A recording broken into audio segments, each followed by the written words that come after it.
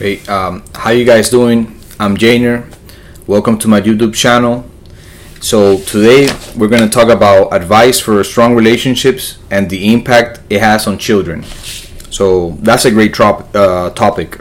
So we're going to start off by talking about choosing the correct mate and how you approach, that situation to choose a correct mate. So I think it's a huge mistake, but things in life, you gradually learn from your mistakes, and then you make better decisions. So I'm not here to judge anybody on stuff they done, stuff they haven't done. We're just here to learn from each other. But I find it very common that people are attracted to somebody that just looks good. They have a physical quality, that people are attracted to, or something. They're just pretty people out there. And then they meet somebody, month pass by, years pass by, and eventually they decide to marry them. And I don't think necessarily they decide to marry them because they feel like they know them, they know them best, and they know them really good. I just think that just people make those mistakes without realizing that maybe they should have gotten to know that person better. And so that I think is crucial. You wouldn't want to get married with somebody or start a serious relationship with somebody that you really don't know. So what I think is really crucial is that we all get together with our partner, and it's almost like looking into the future. So you want to ask your partner, what are your future plans? Do you plan on studying for the next 5 years or 6 years? Do you plan on are we gonna get a house together and move to a bigger house or a house in general in the future? Are we gonna have kids in the future? Stuff like that. Do you really want to commit yourself to a serious relationship with me? Do you want to get married? Those are serious questions that nobody wants to really pay attention to. I think people they just want to live life and not take precaution, not take certain steps to prevent total failure. And so starting a relationship and going all the way through marriage, I think it works out better if you have a plan, especially if you work things out with your mate and you set up a plan. So that is really how it should work. So how do you make a relationship last? So let's say you're in a relationship and it's struggling. So psychologists suggest that what you would really want to do is talk, set up time, give each other time, and go out, make an excuse to your partner, and take the dog out. Both of you can take the dog out and go for a walk, at least every other day, and at least try to communicate 90 minutes a week, which is nothing. And that way you guys can work out maybe stuff that she doesn't like that are going on in the relationship, and you can tell her stuff that you don't like. And it's all about communication. So I think maybe the majority, or if not, a lot of relationships are destroyed because there's certainly no communication at all. With social media, with technology, people are communicating less and less. I go to restaurants and I see people during a time where it should really be all about creating a good experience, a good event, a memorable event that you're having with your partner in a restaurant, in a concert, or anywhere. It should be a time where you're communicating with that person I don't think really that you really get to know one person.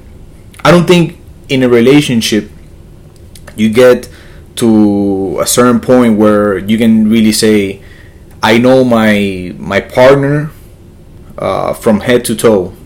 I know what she's all about. I know all about her. That's just a big lie.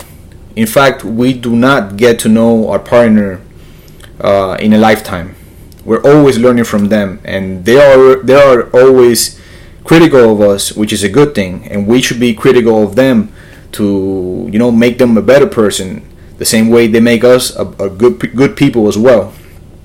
And another strategy psychologists suggest is that you at least try to create, I don't know, a getaway with your partner. You should go on a date at least a week, which is very doable. If we set up the time, we can really get our mate to go somewhere with us, and that way we can create an environment where we're just out of the trap of just being at work every day or at school every day or whatever we're doing on a routinely basis. So that helps. Those are the two strategies that psychologists suggest. So the first one, like I said, is try to communicate at least 90 minutes with your partner a week. That way the communication is better. And try to go on a date at least once a week with your mate. So now we're going to talk about the impact relationships, either good or bad, have on children. So if the relationship between two people are really good, if they have a good marriage, then if the kid gets to grow up in a good relationship, then it's gonna really be worthwhile to grow up in that relationship. The child is gonna observe good behavior, and he's gonna take that out on the world, and he's gonna be fun to play with, because both parents are giving those kids the example of how to treat others really good. How to respect, how to love others, how to give others what they want, how to be responsible for other people. On the contrary, if a child grows up in a bad relationship, if their parents have a bad relationships, and maybe they even witness physical abuse or verbal abuse, that is really bad for any child to grow up in, seeing those type of relationships, because when they go out into the world, when they become teenagers or adults, they have that trauma, and so when their time comes to maybe experiment what it would feel to get in a relationship,